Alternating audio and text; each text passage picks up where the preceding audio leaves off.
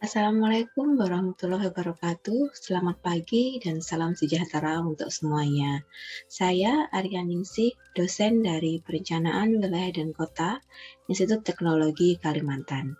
Pada kesempatan kali ini, izinkan saya memaparkan tentang pernyataan diri dosen untuk unjuk kerja Tridharma Perguruan Tinggi atau kita sebut PDD UKT-PT dalam bidang pengajaran.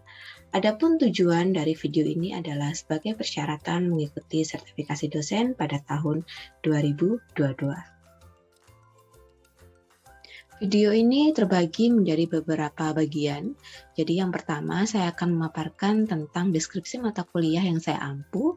Saya mengampu mata kuliah manajemen risiko bencana di sini. Kemudian saya akan mencoba memaparkan capaian pembelajaran mata kuliah CPMK dan sub CPMK-nya, materi pembelajaran atau bahan kajian, kemudian sistem pembelajaran yang ada di kelas, metode pembelajarannya, kemudian sistem penilaian, bagaimana kriteria dan indikator untuk menilai mahasiswa, dan terakhir saya akan memberikan rekaman proses pembelajaran.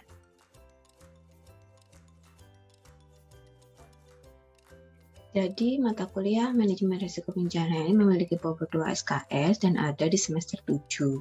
Di dalam mata kuliah ini, mahasiswa diharapkan mampu memahami konsep-konsep manajemen, risiko, kerentanan, ancaman, adaptasi, dan ketahanan. Serta berbagai konsep ini diharapkan dapat dipahami oleh mahasiswa sebagai bahan pertimbangan dalam proses perencanaan wilayah dan kota. Selain itu, mahasiswa juga diharapkan mampu mengaplikasikan teknik-teknik terkait manajemen risiko bencana.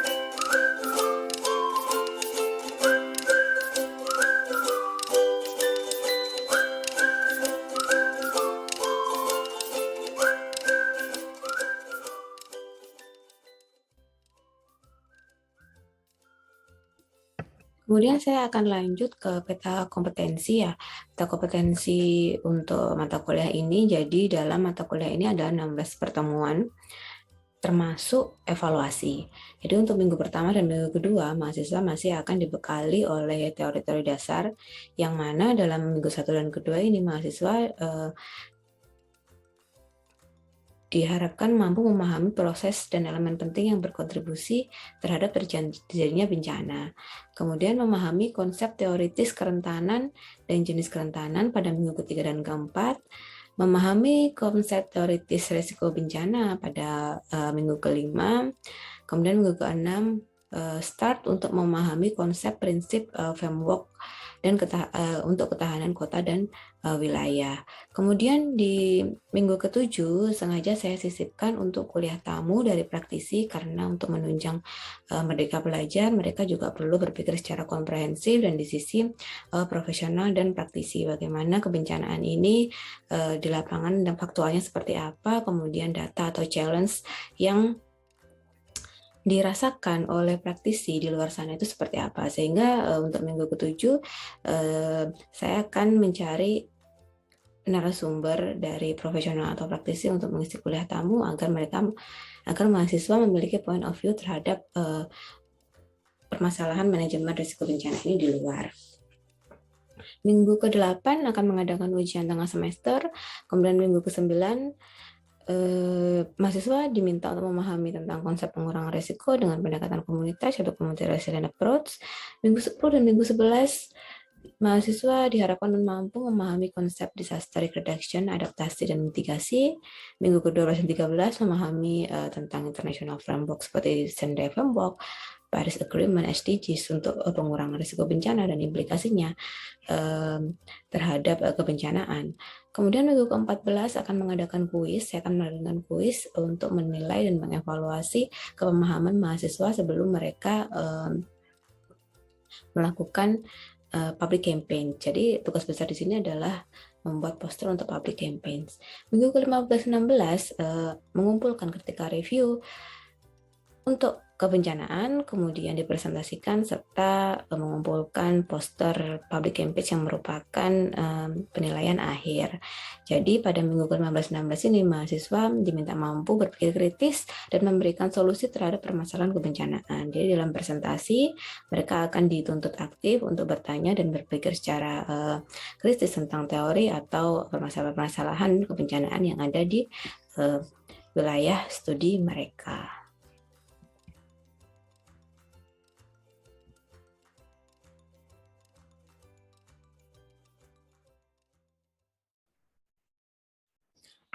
Halo, Assalamualaikum warahmatullahi wabarakatuh. Selamat siang adik-adik sekalian. Bagaimana kabarnya? Baik-baik aja ya? Oke, nilainya untuk semester lalu gimana? Bagus-bagus. Oke, baik. Nah, untuk mata kuliah manajemen risiko bencana ini saya yang akan mengajar. Sebagian besar dari kalian sudah mengetahui karena kita sering bertemu ya di semester-semester yang lalu. Karena memang mata kuliah ini adalah mata kuliah di semester 7. Jadi untuk kalian yang masih di semester 5 mungkin bisa mengambil jika IPK-nya bagus gitu ya. Oke, baik. Jadi sebelum kita memasuki mata kuliah inti, itu tentang teori-teori dasar kebencanaan dan macam-macam ancaman. Izinkan saya untuk menjelaskan terlebih dahulu RPS. Jadi nanti biar di tengah perkuliahan atau di akhir perkuliahan tidak ada yang bingung, ini tugasnya ngapain sih sebenarnya. Kemudian loh, kapan sih kita kuis? Terus tugasnya kapan sih dibagikan? Nah, untuk pertemuan pertama ini saya akan menjelaskan tentang kontrak kuliah, kemudian tugas-tugas yang harus kalian kumpulkan. Kemudian kita akan membahas sedikit tentang teori dari ancaman dan sedikit teori dasar tentang kebencanaan. Oke. Jadi ini minggu pertama ya. Apa sih yang harus kalian kuasai pada minggu pertama dan minggu kedua? Jadi kalian itu diharapkan memahami proses dan elemen penting yang berkontribusi terhadap terjadinya bencana karena ancaman. Nah, nanti metodenya adalah teman-teman ini menyimak penjelasan dari saya, kemudian menonton video yang saya share. Ada kalanya juga saya akan memberikan sebuah jurnal dan untuk jurnal tersebut akan dijadikan bahan untuk diskusi kita di kelas seperti itu. Semoga saja ya kita habis ini sudah mulai offline sehingga diskusinya akan terasa lebih hidup. Baik. Untuk minggu kedua minggu ketiga dan keempat, teman-teman ini diharapkan mampu memahami konsep teoritis kerentanan dan jenis kerentanan. Jadi teman-teman akan belajar tentang kerentanan fisik, kerentanan lingkungan. Apa sih bedanya antara kerentanan fisik dan lingkungan dengan ekonomi, kerentanan sosial seperti itu. Kemudian proses-proses yang ada di dalamnya dan data apa aja yang harus kalian kolek untuk melakukan analisis kerentanan tersebut seperti itu. Dan aktivitas belajar ini juga saya akan support dengan study case dari video ataupun jurnal sehingga teman-teman diharapkan bisa melihat implementasinya secara langsung seperti itu. Untuk minggu kelima, teman-teman akan disuguhi dengan konsep resiko bencana. Jadi teman-teman diharapkan mampu untuk mereview isi jurnal atau video, kemudian memahami konsep teoritis tentang risiko bencana. Jadi implementasi dengan pengurangan risiko bencana ataupun tentang studi kasus bencana-bencana yang ada di kota Indonesia maupun di luar negeri seperti itu. Yang keenam, kita akan move on ke resiliency setelah kita mengetahui risiko bencana, kerentanan, kemudian ancaman. Nah, bagaimana sih untuk coping semuanya? Nah, kita akan membahas konsep ketahanan kota dan wilayah. Jadi resiliency ya. Memahami bagaimana prinsip resiliency itu. Kemudian prosesnya untuk implementasi seperti apa. Framework yang akan digunakan jika kita akan membangun kota berketahanan itu seperti apa. Nah, di minggu ke-6 kita akan berbicara soal itu. Kemudian minggu ke-7, nah ini minggu ke-7 karena kita sekarang sudah itu ya MBKM ya, Merdeka Belajar. Jadi saya nanti rencananya akan mengundang narasumber dari praktisi, entah itu dari BIG atau mungkin dari NGO yang fokus ke disaster ya. Jadi untuk tema mata kuliah tema mata kuliah untuk kuliah tamu itu adalah remote sensing for urban disaster. Jadi ini adalah tema yang lagi hangat sekarang, bagaimana kita menggunakan teknologi untuk penanganan kebencanaan seperti itu.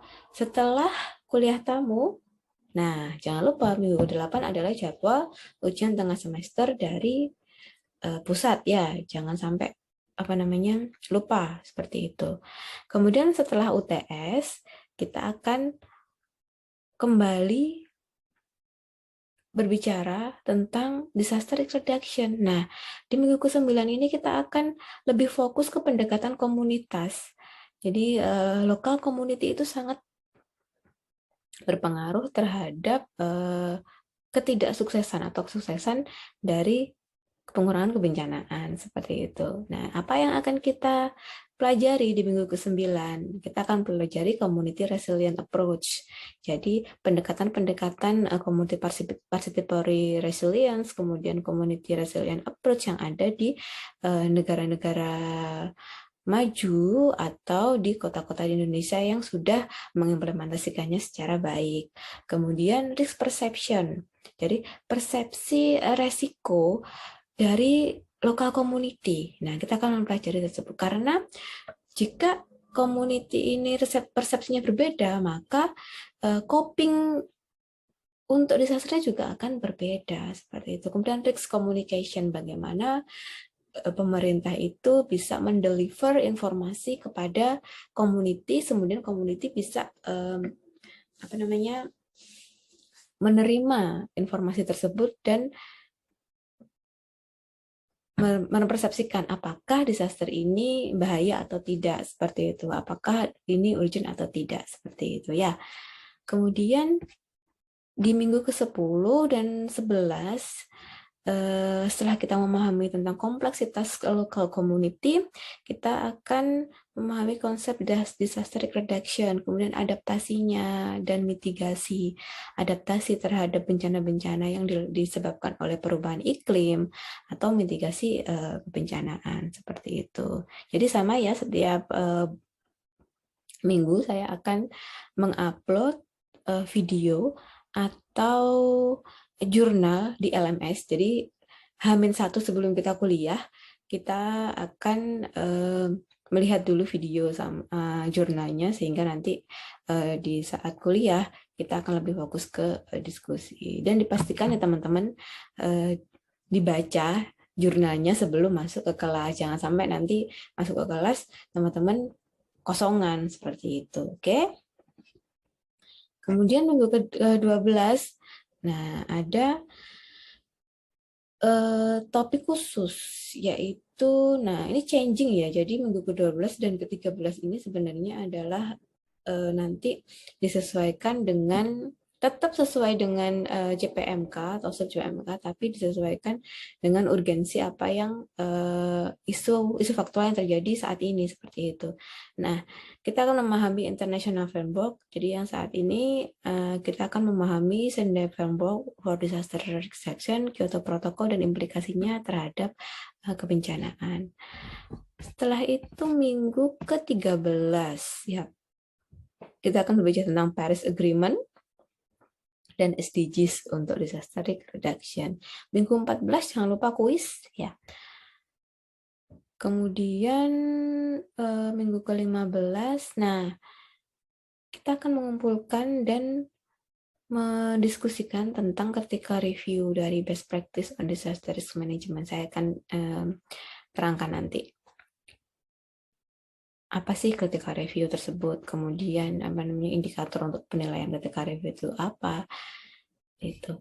Kemudian di minggu ke-16 teman-teman diharapkan mampu membuat poster untuk public campaigns digunakan untuk disaster risk management kepada masyarakat. Jadi teman-teman nanti diharapkan bisa bersosialisasi melalui poster tersebut. Nah, kenapa sih kok harus ada poster? Saya ingin melihat teman-teman ini bisa nggak sih kemampuan komunikasi secara visual seperti itu. Dan teman-teman itu bisa terjun ke masyarakat, bisa berkontribusi langsung ke masyarakat untuk pengurangan kebencanaan seperti itu ya. Oke, jadi ini tugas critical review-nya ada 20%, kuisnya 15, UTS 25, tugas posternya 30%, dan kehadiran teman-teman di perkuliahan untuk semuanya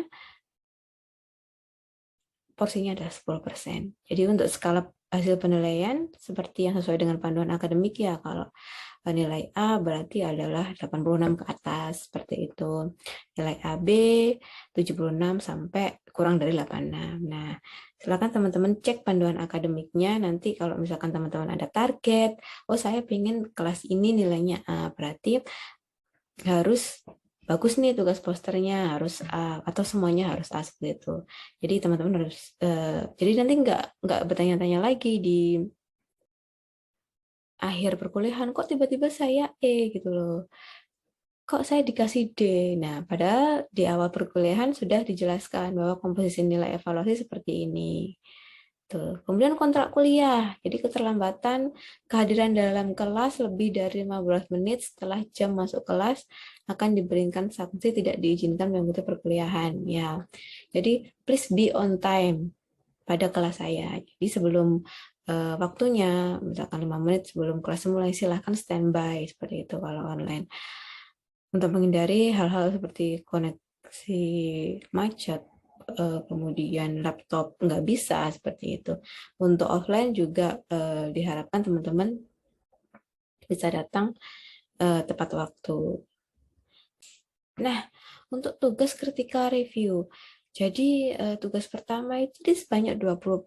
Nah, apa aja sih tugas yang ada di critical review? Nah, tugas ini bertujuan untuk memberikan pemahaman pemanfaatan informasi terkait manajemen resiko bencana. Jadi teman-teman nanti diharapkan mencari jurnal peer review, yang sesuai dengan tema manajemen resiko bencana. Nah, penilaian untuk critical review ini porsinya. Jadi kualitas critical review yang kalian buat, kualitas makalahnya itu menduduki porsi yang sangat besar, 40%.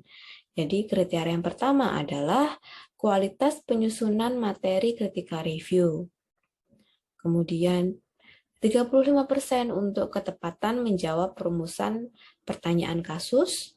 Jadi nanti di critical review itu ada kalian bisa menemukan problem statement-nya, 25% untuk presentasi, diskusi, dan audiensi. Jadi tinggal dikira-kira aja. Kalau misalkan merasa kualitas critical review-nya itu tidak menjawab poin-poin rumusan pertanyaan problem statement kalian, berarti D, atau tidak mengumpulkan. Oh jelas, berarti E gitu. Pada saat presentasi juga seperti itu. Harus memperhatikan rubrik ini. Jika saya ingin A, oh berarti presentasi yang dilakukan harus seinformatif mungkin. Kemudian memperhatikan audiens, ada interaksi antara presenter dan audiens. Oh, berarti akan mendapatkan nilai A jika seperti itu. Ya, jadi jelas ya untuk rubriknya. Jangan sampai nanti di final perkuliahan tanya, loh Bu, saya kok dapat C. Lah presentasinya aja cenderung membaca materi seperti apa. Itu ya. Kemudian evaluasi kedua tulis ya. Evaluasi kedua itu adalah UTS dan kuis itu tulis. Jadi nanti ada on the spot. Jadi apa namanya itu evaluasi quiz on the spot. Kalian diharapkan datang ke kampus ataupun kalau misalkan masih dalam keadaan pandemi, nanti saya akan buatkan platform online seperti itu. Nah, ini yang penting. Jadi evaluasi keempat. Proporsinya besar kan tadi 30%. Jadi kalian diminta untuk membuat poster campaigns. Nah, ini tugasnya kelompok. Kelompoknya nggak perlu saya pilihin kan, kelompoknya kalian aja. Terserah nanti kalau saya pilihin bingung, enggak cocok sama ini, si A nggak cocok sama ini, kan bingung. Ya silahkan nanti teman-teman sendiri. Kemudian mahasiswa mampu merepresentasikan fakta di wilayah studi pada satu media penyampaian visualisasi yang informatif. Jadi teman-teman nanti cari wilayah yang dia ada misalkan bencana banjir atau bencana gempa bumi. Cari wilayah studi yang memang masyarakatnya struggle untuk address disaster, untuk apa namanya mengurangi resiko dari bencana seperti itu. Nah, tugas dikerjakan secara kelompok, kemudian wajib konsultasi juga karena ini nanti kalian akan keluar ke masyarakat untuk mempresentasikan poster kalian seperti itu. Poster dibuat di ukuran A2 yang memuat informasi profil dari wilayah studi yang kalian anggap penting tersebut, kemudian rekomendasi untuk mengurangi bencana. Nah, kriteria penilaiannya apa? Kualitas informasi, desain, kreativitas yang ditambahkan pada poster, dan konsep visual poster secara keseluruhan. Gitu ya. Jadi poster dikumpulkan pada minggu ke-16 dan juga akan disosialisasikan ke masyarakat pada minggu ke-16. Jadi nanti teman-teman cari audiensnya. Ini mau saya sosialiskan kemana gitu, poster public campaigns ini mau saya sosialisasikan kemana? Oh, ke RT 1, ke RT 2 ya. Berarti RT 1 dan RT 2 ini harus memiliki bencana yang sama sehingga poster yang kalian buat bisa ada kontribusinya terhadap komunitas yang ada di sana. Seperti itu ya. Oke, nah topik penilaian poster sekarang bagaimana? Jadi tetap ada 3 kriteria, ada kualitas informasi yang disampaikan, itu sebanyak 30%. Nah, karena ini poster ya, jadi mengutamakan pada desain dan kreativitas. Makanya bobotnya saya berikan 40% untuk desain dan kreativitas. Kemudian konsep visualnya saya berikan 30%. Nah, kalian sudah bisa lihat tabel rubrik penilaian untuk poster. Silahkan maksimalkan desainnya, kemudian kualitas informasinya juga dimaksimalkan untuk mendapatkan nilai yang maksimal juga. Seperti itu. Ya, semangat, semangat. Nah, oke, baik. Setelah itu, kita akan lanjut ke perkuliahan. Ada yang tanyakan dari sini, dari kontrak kuliah atau rubik? Sebelum kita move on ke materi. Oke, nggak ada yang tanya. Baik. Bisa lihat screen saya kan? Oke. Ini adalah pertemuan pertama. Jadi untuk pertemuan pertama ini kita akan sedikit membahas tentang tipe-tipe ancaman. Nah, apa aja sih tipe-tipe ancaman? Kemudian perbedaan ancaman dengan bencana itu apa? Kemudian ada report dari United Nations, jadi IPCC itu ada Third Assessment Report pada tahun 2001 itu mengatakan bahwa perubahan iklim itu adalah berubah, ada selalu changing seperti itu dan cenderung increase, cenderung naik. Nah, kemudian apa sih yang menyebabkan perubahan iklim ini atau iklim ini fluktuatif dan changing seperti itu? Ternyata yang menyebabkan adalah aktivitas manusia. aktivitas manusia ini berkontribusi untuk perubahan iklim. Nah, kemudian fakta bahwa aktivitas manusia yang ada di perkotaan itu akan lebih berkontribusi besar terhadap perubahan iklim daripada mereka yang tinggal di hinterland atau di rural area seperti itu.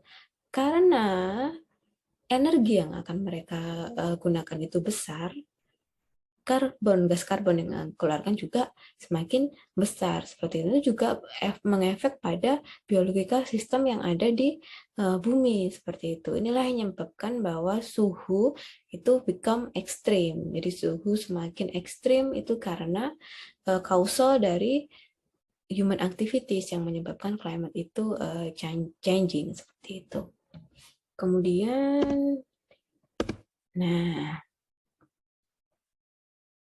sekarang saya tanya, banjir itu bencana atau ancaman?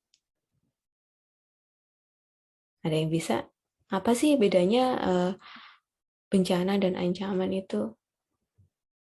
Nah, di sini dijelaskan bahwa disaster when people experience severe damage or disruption. Kemudian kalau hazard, itu ada kata kuncinya adalah potential to cause damage. Jadi gini maksudnya, jika banjir dia berada di daerah yang padat penduduk dan menghasilkan banyak kerugian, kerusakan infrastruktur, kemudian kerusakan bangunan, kematian seperti itu. Nah, berarti banjir ini dikatakan disaster. Banjir ini dikatakan sebagai bencana. Seperti itu. Ada elemen-elemen yang berubah dan ada elemen yang hilang. Nah, itu berarti bisa dikatakan sebagai bencana atau disaster. Paham ya? Kalau misalkan hazard, dia hanya berpotensi seperti itu. Jadi misalnya gini, ada banjir tapi dia terjadi di pulau yang tidak ada penghuninya. Oke, itu cuma ancaman. Karena dia tidak menyebabkan perubahan atau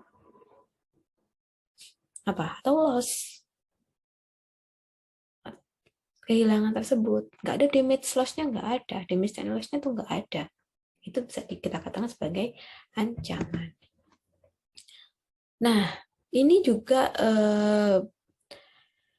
di statementkan di undang-undang kita ya, Undang-Undang Tata Ruang nomor 24 tahun 2007 bahwa bencana itu adalah peristiwa atau rangkaian peristiwa yang mengancam dan mengganggu kehidupan dan penghidupan masyarakat. Jadi intinya adalah mengganggu, disruption. Disebabkan oleh faktor alam dan atau faktor non-alam maupun faktor manusia seperti itu. Mengakibatkan timbulnya korban jiwa, kerusakan lingkungan, kerusakan harta benda, dan dampak psikologis. Serta di-highlight lagi oleh undang-undang kita bahwa bencana ini adalah di luar kemampuan masyarakat dengan segala sumber dayanya. Dia tidak bisa beradaptasi, dia tidak bisa menghandle bencana tersebut. Seperti itu. Menghandle bencana itu dia menyebabkan loss, yang menyebabkan kerugian, mengganggu kehidupan. Jika dia tidak mengganggu, ya sudah, dia hanya berpotensi, berarti dia termasuk ke ancaman. Nah, sekarang tipe-tipe dari ancaman. Ada natural hazard, ada technological hazard. Yang natural hazard otomatis dia datang dari alam ya. Jadi yang berkontribusi besar adalah perubahan iklim. Kemudian technological hazard itu seperti toxic chemical release, ada yang building collapse. Tahu kan yang kalau misalkan building itu umurnya sudah lama dan dia itu collapse, itu juga termasuk technological hazard. Yang baru-baru ini Pertamina bocor, nah itu juga dimasukkan ke technological hazard.